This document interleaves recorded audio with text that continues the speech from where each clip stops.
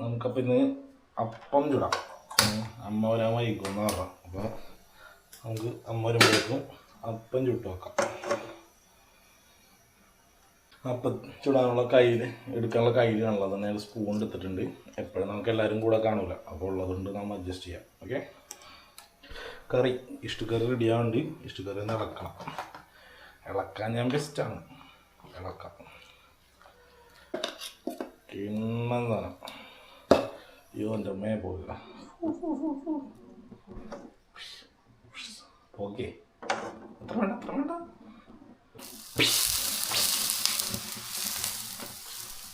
സാധാരണ ദോശ ചുടുമ്പോഴാണ് ഇങ്ങനെ ആയത്. പക്ഷേ ഇത് എന്ത് ചുടുമ്പോഴേ നമുക്ക് ചെയ്യാം. കാരണം നമ്മുടെ ചുടാനുള്ള പാത്രത്തിൻ്റെ ചൂട് നിയന്ത്രിക്കാനാണ് ഈ വെള്ളം ഒഴിക്കുക. മനസ്സിലായോ?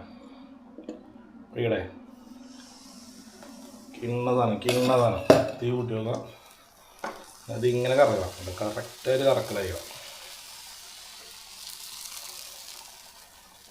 മറ്റേ പൂർണ്ണചന്ദ്രനെ പോലെ.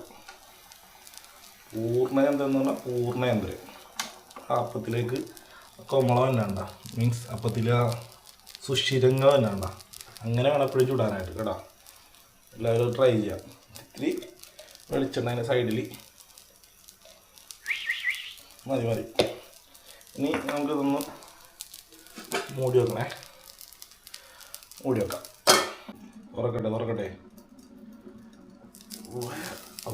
കഴിഞ്ഞ തീ കൂടി പോയി എടാ. ഇത്രയും തീ ശ്രദ്ധിക്കണം നമ്മനി.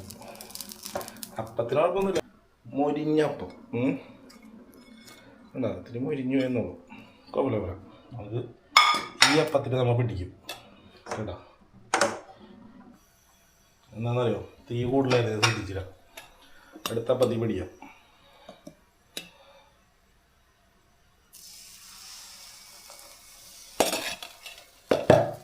ഇനി പിടിക്കണം കേട്ടോ.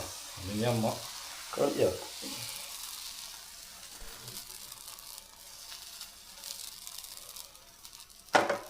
ആദ്യം ഒന്ന് തീ കൂട്ടി വെച്ചേക്കാം.